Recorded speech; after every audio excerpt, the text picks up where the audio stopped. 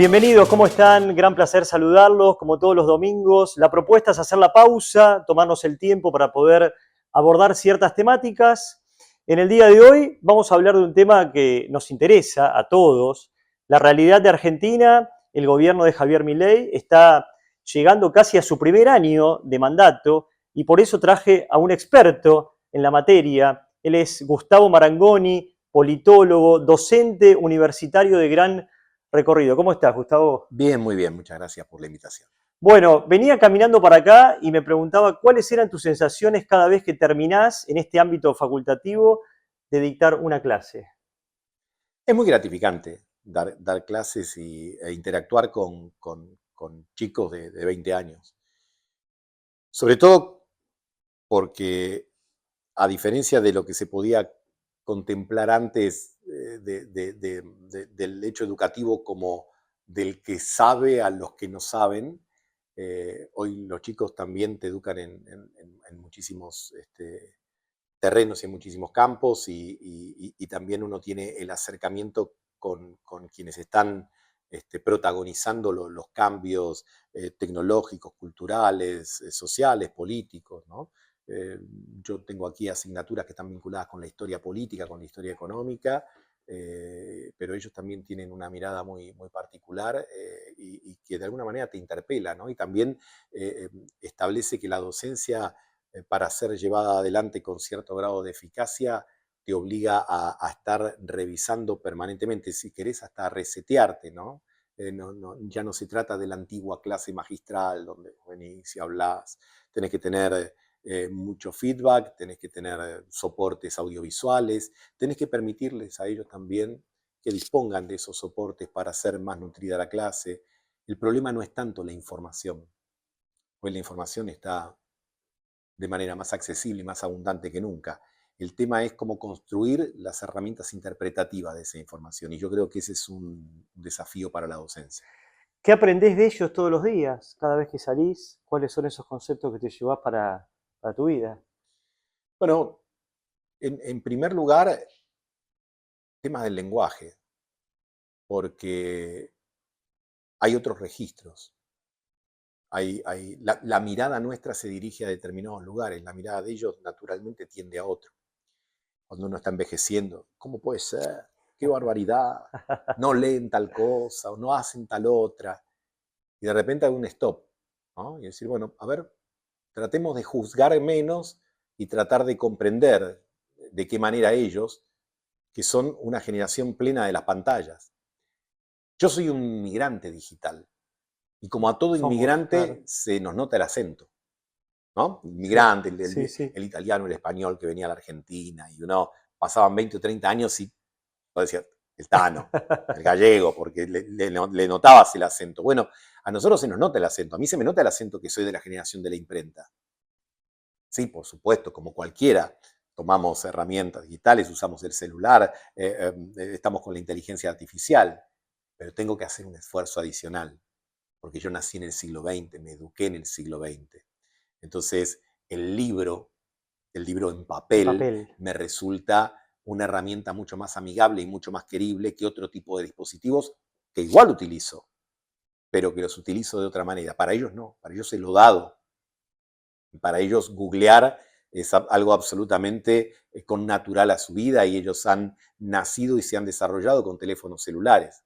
Entonces cuando vos le decís, no, yo tenía la edad de ustedes y no había teléfonos celulares. No, ¿cómo puede ser? Bueno, esos cambios tecnológicos modifican la forma de aprender y también la valoración que cada uno le da a determinadas cuestiones. Muchas veces uno entiende como importantes cosas que para ellos no lo son tanto y ahí se establece un diálogo. A lo mejor uno les tiene que resaltar que algunas cuestiones que ellos soslayan son relevantes, pero también uno tiene que anotar que determinadas cosas que a ellos les preocupan también nos tienen que empezar a preocupar a ¿Y cuáles son nosotros. las cosas que más les preocupan a ellos?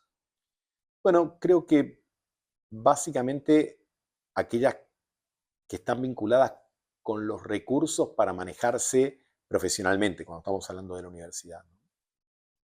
Eh, ¿Cuáles son las herramientas que le van a servir para insertarse en el mercado laboral? Eso les preocupa mucho. También me parece que todo lo que hace al cultivo de su subjetividad. Son muy celosos de sus propias opiniones, de que se les respete sus propias opiniones. Eh, a lo mejor nosotros como alumnos éramos más objetos, ellos son Más, sujetos activos, más nosotros éramos pasivo. más objetos pasivos, ellos son más sujetos activos, ¿no? Eh, y, y- y también hay un esfuerzo que hay que hacer para, para atraerles la atención. Ya no se da el hecho de la autoridad, de que porque estés de este lado del mostrador te van a rendir pleitesía o van a- a dictaminar lisa y llanamente que vos sabés. Te tenés que ganar eh, esa situación y tenés que hacerlo con materiales, con lenguaje, con actitudes. A mi criterio, estableciendo y gestionando cercanías, pero que no sean cercanías impostadas, ¿no? A Entiendo. mí no me da la impresión que yo me tenga que vestir como ellos, porque lo vería como algo ridículo, o que yo incorporara en mi lenguaje artificialmente palabras que usan ellos para establecer la cercanía. Pero sí comprender y compartir mutuamente y a veces buscar la etimología común de las palabras que usan ellos y de las que usamos nosotros para ver cómo quizás refieren a significados iguales, aunque los significantes sean distintos. ¿Cuál es la perspectiva, porque vos los tratás casi todos los días a ellos, que tienen de la Argentina que estamos atravesando hoy? Bueno, ahí son varias, ¿no? Eh, los argentinos, independientemente de las edades, hemos desarrollado como cierto escepticismo. Quizá tantos años de estancamiento, de problemas crónicos como la inflación y la inestabilidad, eh, nos torna con cierto desencanto respecto a las cosas, ¿no? ¿Será siempre así? ¿No? Y como además ellos tienen la experiencia de sus padres que les cuentan determinados problemas. Entonces creo que el tema de la confianza o de la falta de confianza en determinados aspectos de la vida cotidiana de la Argentina, en lo político, en lo económico, en lo social, en lo comunitario, es un elemento que siempre se hace notar. Argentina, como les estaba comentando, está atravesando, del otro lado tenemos muchos argentinos que viven en Uruguay, los uruguayos que les interesa mucho, por supuesto, todo lo que pasa aquí en Argentina. ¿Cuál sería ese primer balance que podrías hacer del gobierno de Javier Milei desde que asumió en diciembre del 2023 hasta la fecha? Milei es la consecuencia de un hartazgo en la Argentina. De un hartazgo no solo de los que lo votaron, sino también de muchos que no lo votaron, pero que tiene que ver con un país que no termina de funcionar. Hay un libro que recomiendo siempre que se llama Un tal González, el autor es Del Moro, que es una biografía novelada de Felipe González, el ex presidente del gobierno español de la década del 80 y del 90, que en algún momento él propuso que España tenía que empezar a funcionar. Él venía del socialismo, venía de una izquierda muy antifranquista, muy ideologizada, y en algún momento planteó el concepto de que el desafío de los españoles era hacer que España funcione. Y yo creo que buena parte de los argentinos tenemos esa demanda, que la Argentina funcione, ¿no? Y eso me parece que involucra, entre otras cosas, también una readecuación del rol del Estado, del rol del mercado en la Argentina. Creo que eh, cierta presencia del Estado que en algún momento se tornó entre invasiva e ineficiente, eh, obtuvo en los últimos años una demanda de tener que ser modificado. Por supuesto que detrás de eso hay también planteos ideológicos, pero hay una profunda necesidad de que las cosas se pongan en marcha, que den resultados. Porque, bueno, un país como el nuestro, que tiene, que tiene problemas que ya el resto, no del mundo como abstracción, sino de nuestros vecinos, Uruguay, Paraguay, Chile, Brasil, Bolivia, no tienen, por ejemplo, la inflación. Entonces, ¿qué pasa que nos convertimos en el patito feo? ¿Por qué nosotros tenemos problemas que los demás resolvieron y nosotros no? ¿Por qué no podemos hacer que funcionen determinadas cosas que en otros lugares, que son muy similares a nosotros en materia sociodemográfica, cultural, educativa, han podido resolver y sin embargo nosotros estamos ahí, ¿no? A mitad de camino. ¿Y por qué no podemos? Bueno, creo que hay muchos motivos. Hay muchas disputas que a mi criterio son demasiado teóricas y muy poco prácticas, que están cargadas en algún aspecto de muchas historias y de menos presente. Creo que un elemento importante es que nos hemos convertido en adictos de determinadas prácticas nocivas y las adicciones son difíciles de corregir. La inflación es una adicción porque te instala en una nominalidad donde vos supuestamente tenés más cuando en realidad tenés menos.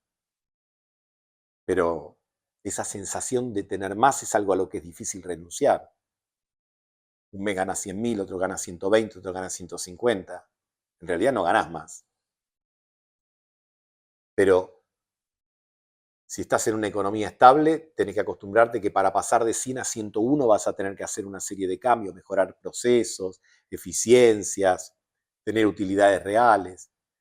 Y nos cuesta porque las últimas décadas, con algún lapso muy breve, vivimos con eso y eso en realidad está apalancado a la vez en prácticas muy recurrentes que fueron, bueno, pero esto se puede arreglar o pidiendo prestado o emitiendo. Entonces no es tan grave.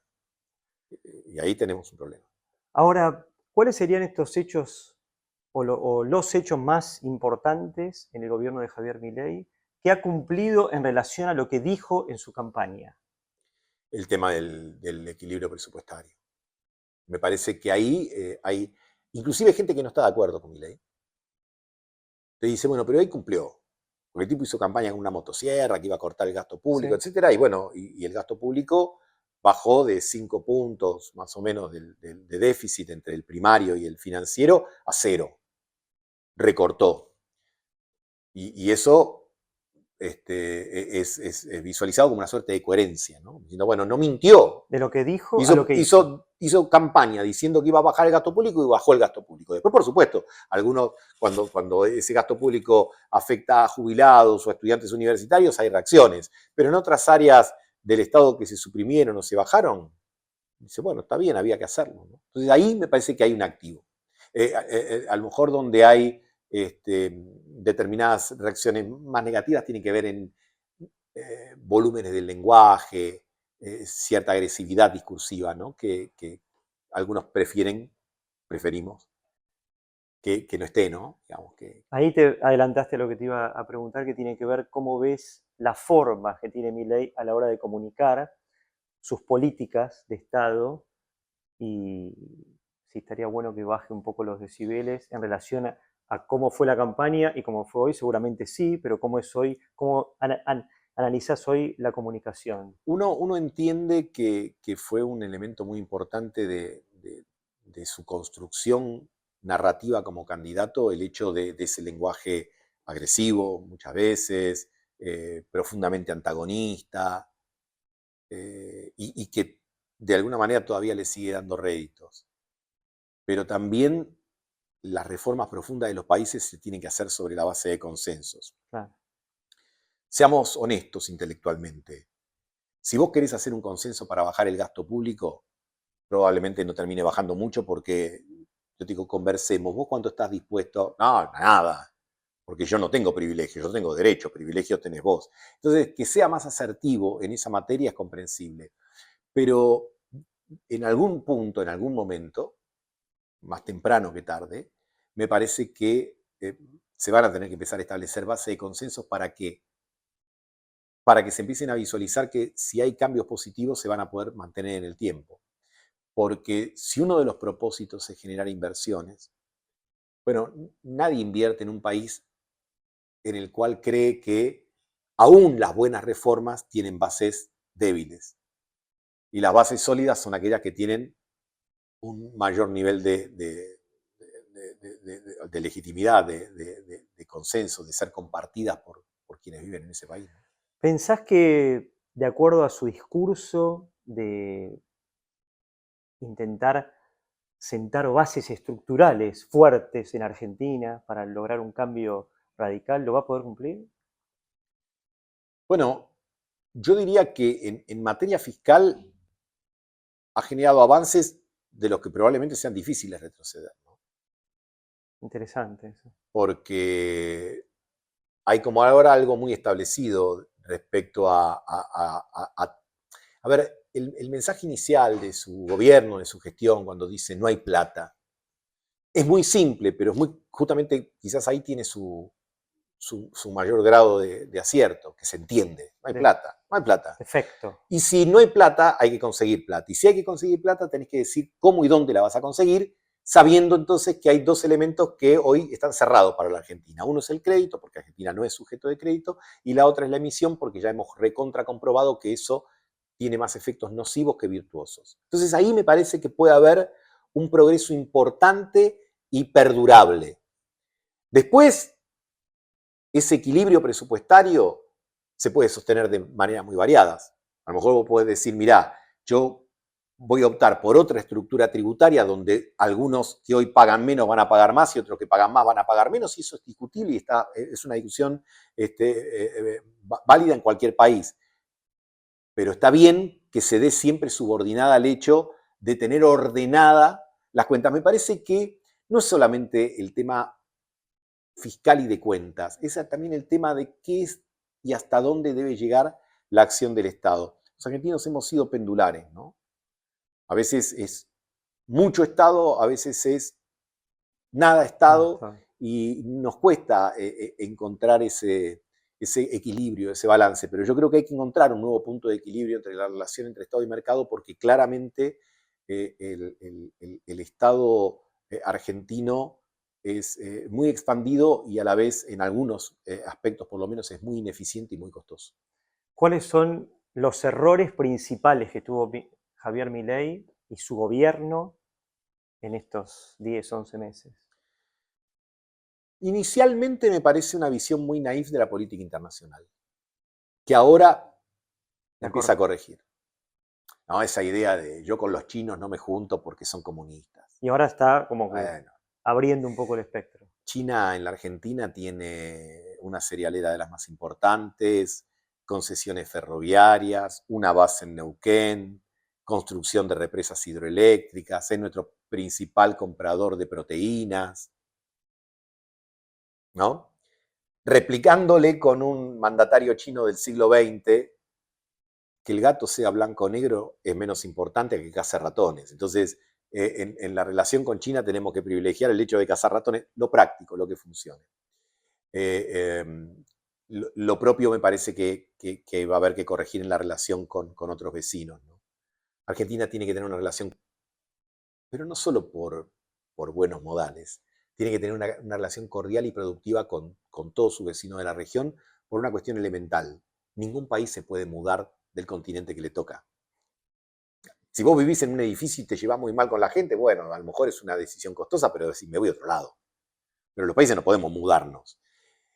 Y en el caso, por ejemplo, de Argentina y Brasil, es un elemento fundamental. La Argentina tiene que llevarse bien con Brasil independientemente de quién gobierne Brasil. A nosotros quién gobierne Brasil es una decisión de los brasileños, como quién gobierna Uruguay, Bolivia, Paraguay, Chile, etc. Pero nosotros tenemos que llevarnos bien con esos vecinos y tenemos que generar emprendimientos productivos porque compartimos, por ejemplo, ahora se acerca el verano y de acuerdo a las propias autoridades energéticas de la Argentina es probable que tengamos algunas dificultades. Bueno, es levantar el teléfono y tener que hablar con Brasil, con Paraguay o con Uruguay y decir, necesitamos ¿Qué se puede hacer? una interconexión, necesitamos un refuerzo de energía porque vamos a tener algunos problemas específicos. Y de esas podríamos narrar un montón, porque además la forma de insertarse en el mundo más adecuada es siempre a partir de una plataforma común. Yo creo que en ese sentido también va a tener que haber una mejor ponderación del Mercosur. No porque el Mercosur esté funcionando una maravilla, tiene un montón de cosas para corregir el Mercosur, pero es el Mercosur.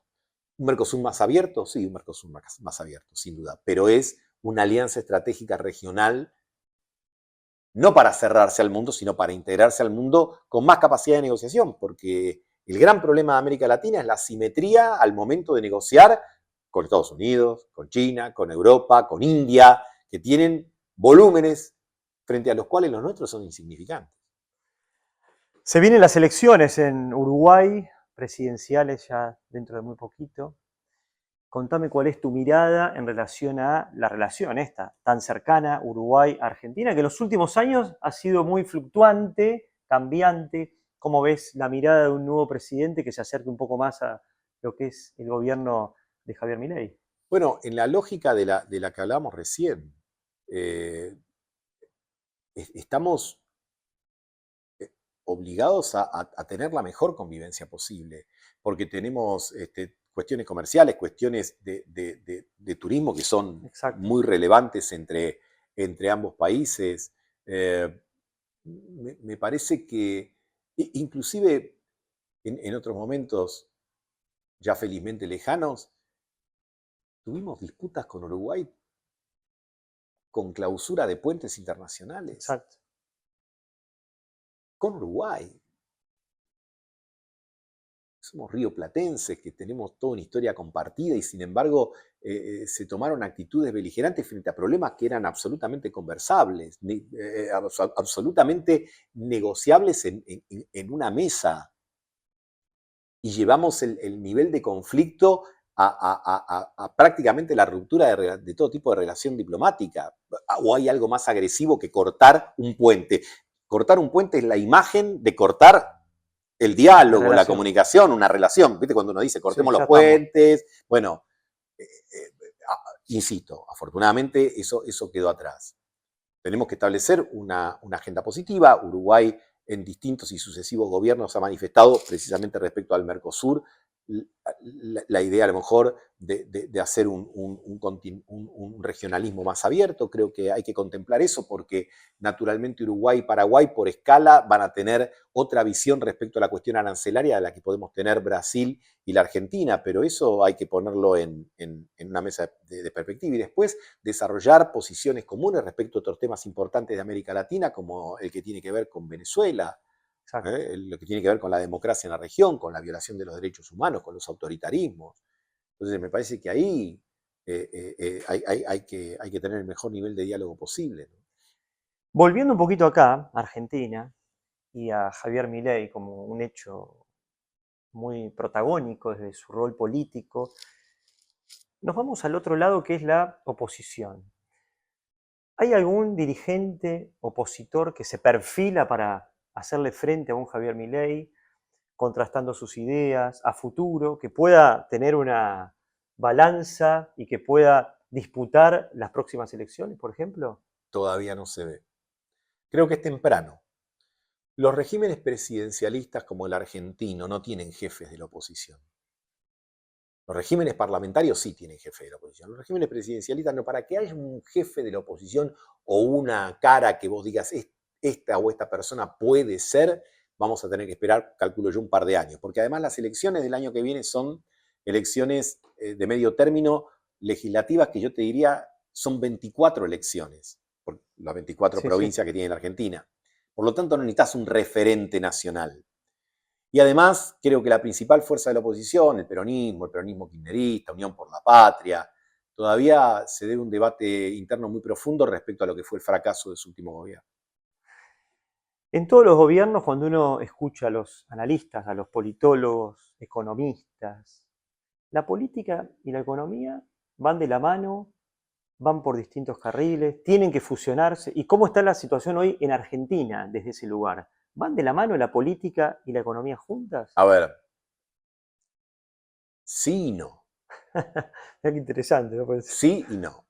Uno podría decir que política y economía es un matrimonio indisoluble porque en última instancia, cuando vos tomás decisiones de naturaleza económica, las estás haciendo sobre determinados supuestos que responden a la política, porque si alguien dice yo quiero gravar más al sector agropecuario que al industrial, o al industrial menos que al agropecuario, o al consumo más que a la exportación, o a la exportación más que el consumo, estás tomando una determinación de naturaleza política.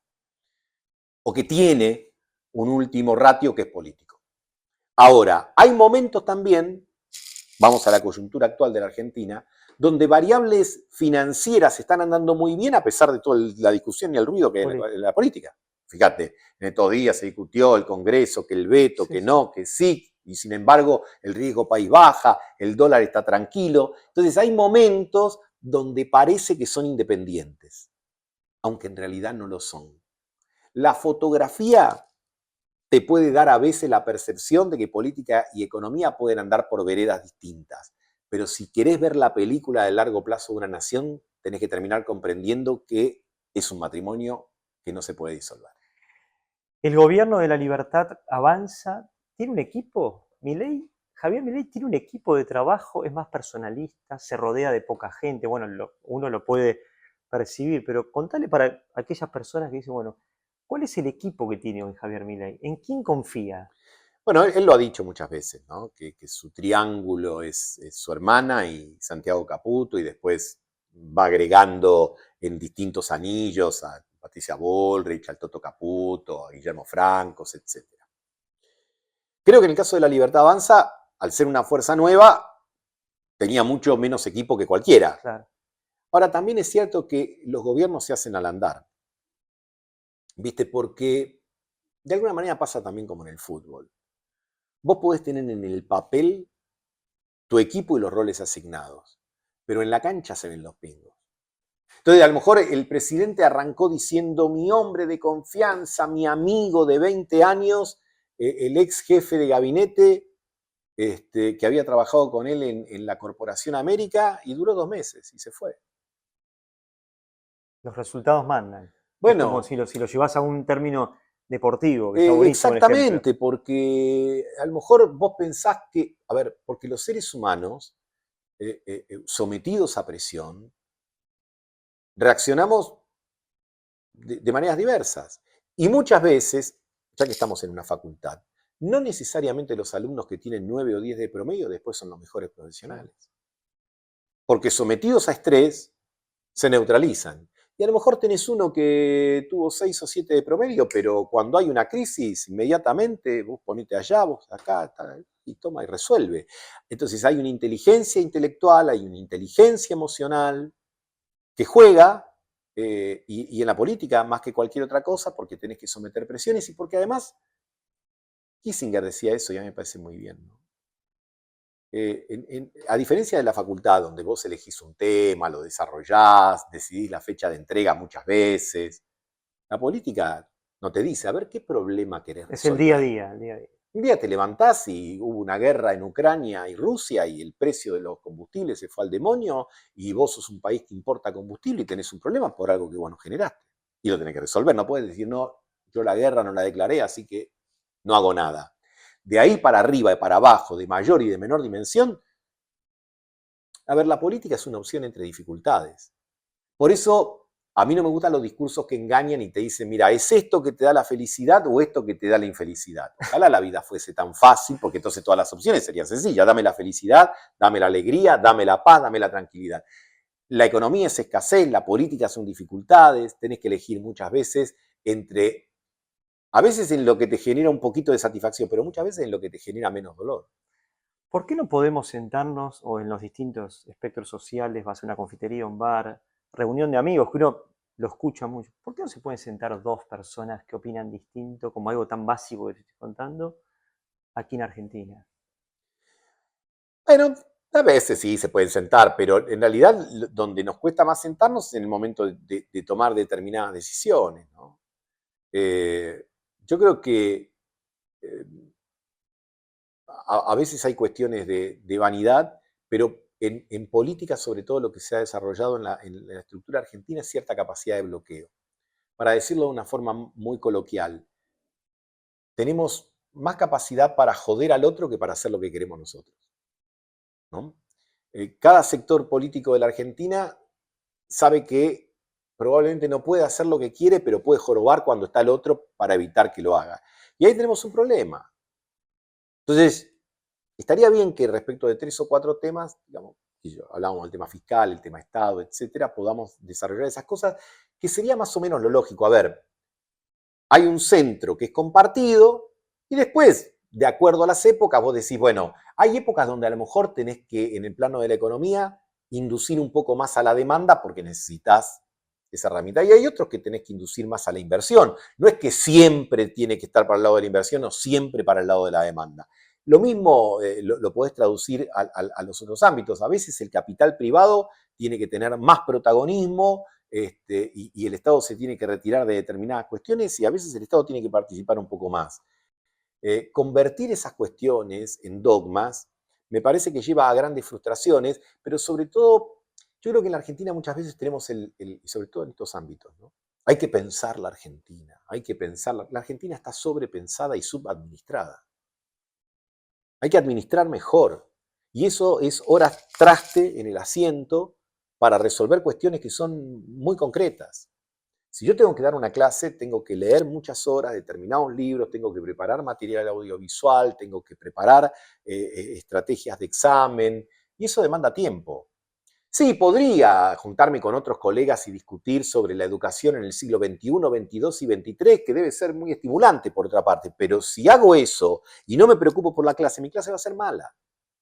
Entonces nosotros nos ocupamos mucho por las cuestiones muy abstractas y muy teóricas, que no esté mal, no está mal hacerlo, pero nos desentendemos de aquellas cuestiones que son muy prácticas y muy concretas y después lo queremos resolver todo en virtud de cuestiones ideológicas. Y a veces la ideología termina siendo la justificación para no laburar, ¿no? ¿Cuál es el análisis que hacen? Porque yo me pregunto, ¿qué pasa con los politólogos del exterior en relación con el análisis que hacen de Argentina? ¿Qué dicen los politólogos, la gente, tus colegas de Argentina, hoy? Mira, yo Que vos conocés y que tenés contacto. tuve la oportunidad de viajar hace poco. Hay mucho interés por la personalidad de Milei. Claro. Hay interés que en algunos casos va acompañado de comentarios positivos y en otros no. Pero sí siempre hay una duda, ¿no? ¿Qué les pasa a los argentinos? Siempre es esa pregunta, ¿no? ¿Qué les pasa que hace tanto tiempo que están así? Los brasileños tienen una suerte de frase que dice, solamente gente tan sofisticada como la Argentina puede hacer lo que hizo con ese país. Y aunque sea una exageración, algo de razón tiene. Que a veces somos muy sofisticados, damos demasiada vuelta a las cosas y nos autodañamos de una manera importante. Entonces, lo que genera cierta curiosidad en ámbitos de economistas, de politólogos, etcétera, es cómo no poder encontrar los mecanismos para que la cosa funcione. Vuelvo al ejemplo de Felipe González. ¿Cómo encontrar los mecanismos y los procedimientos para que las cosas funcionen? Porque a priori es como vuelvo al fútbol porque soy futbolero. Sí, me parece buenísimo, así que somos del palo del deporte también. Durante la década del 60, del 50, del 70 teníamos los mejores jugadores del mundo, Di Stéfano, Sívori, era espectáculo. No salían, íbamos a los campeonatos del mundo y hacíamos sapo. Mal, mal, mal. Decía, bueno, ¿qué falta? Falta el mecanismo de equipo, falta el técnico con visión, etc. Bueno, en las últimas décadas pudimos revertir eso a partir de disciplina, pero sobre todo de algo que me parece muy interesante, que a partir de que los jugadores de fútbol argentinos tienen alto nivel de rendimiento y competitividad en Europa, exterior. Después, organizados adentro, pueden tener buenos resultados con la celeste y blanca. Y quizás a la economía argentina, a la política argentina también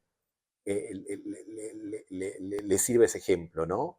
Que tenemos que poder ver cómo funcionan los sistemas políticos eficientes y los sistemas económicos eficientes, tratar de tomar el ejemplo y la experiencia de muchos argentinos que están allí y traerlos acá para ponernos a ese servicio. No porque los de acá no tengan, los de acá también tenemos cosas para hacer, pero digo, tenemos CEOs en compañías internacionales muy exitosas, funcionarios en organismos multilaterales que trabajan excelentemente bien, asesores del Fondo Monetario Internacional, etcétera. Y vos decís, bueno, ¿por qué toda esa experiencia no puede ser también puesta en común acá para diciendo, miren muchachos, hay cosas con las que no se jode? En el fondo, todo termina siendo tan sencillo como eso. Hay cosas que ya no podemos seguir discutiendo.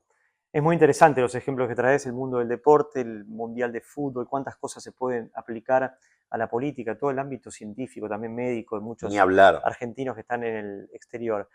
Para ir cerrando y agradecerte porque es una charla para quedarme horas acá, porque sinceramente hoy Argentina merece también tener este tipo de análisis. Contame cuando terminás un día de toda tu rutina, de hablar de mucho de esto, bueno, ¿hacés algún balance? Decís, bueno, basta de política porque No, estoy pasado por arriba, o no, cada vez te no. vas metiendo más. No, desde chico a mí no me cansa, porque las vocaciones no cansan, son muy absorbentes. Sí, yo siempre digo que tuve la bendición, la suerte, la gracia de poder trabajar de lo que me gusta. Entonces no te das cuenta cuando estás trabajando y cuando no estás trabajando, porque cuando yo me quiero distraer, leo un libro de historia, o de política, o de Claro, economía, y claro. me da un placer enorme. No es que siento que estoy llevándome trabajo a casa. A mucha gente le puede pasar, que está en la casa y se lleva trabajo de la oficina y dice, qué barbaridad, no puedo Sí, sí. descansar. Ahora, cuando yo leo un libro que me gusta de política o de economía, o veo un programa, o escucho una entrevista, o me prendo en un canal de streaming, etcétera, yo sigo disfrutando igual, porque me gusta, en última instancia, analizar cómo tomamos decisiones, cómo toman otros decisiones, y eso me parece un elemento apasionante en la vida del ser humano. Acá pasó, bueno, pasaron varios personajes, pero me quedó un poco la frase del doctor José Eduardo Abadi, hablando mucho del tema de la salud mental, que hacías mención a que tiene que ver mucho las relaciones entre los argentinos y es muy cierto. Para cerrar, y la última, porque sí, surgen preguntas, si nos vamos a el mundo del deporte, los dos somos del palo del deporte, Argentina campeón del Mundial, ¿cuáles serían, si tenés que hacer algunas comparaciones del equipo de Lionel Scaloni con los integrantes del gabinete de Javier Milei? Hay De Pauls, hay, bueno, Messi, hay Di Marías, hay Dibu Martínez, o hay uno solo. ¿Cómo es esto? Bueno, a los ojos de Milei, él es muy elogioso respecto de su ministro de Economía, de su ministra de Seguridad, etcétera, ¿no? Pero creo que todavía este equipo es muy Milei dependiente. Claro. Es 1 y 10 más, ¿cómo se Exactamente, dice?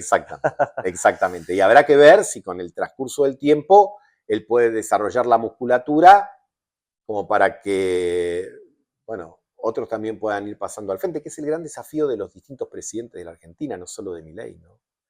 En algún punto, el tema de la gente habilidosa, talentosa, es que no quiera, como se dice también en el fútbol, patear el córner y cabecear. No se Claro, puede. hacer todo. Por más talento que tengas, hay uno que patea el córner y hay otro que cabecea.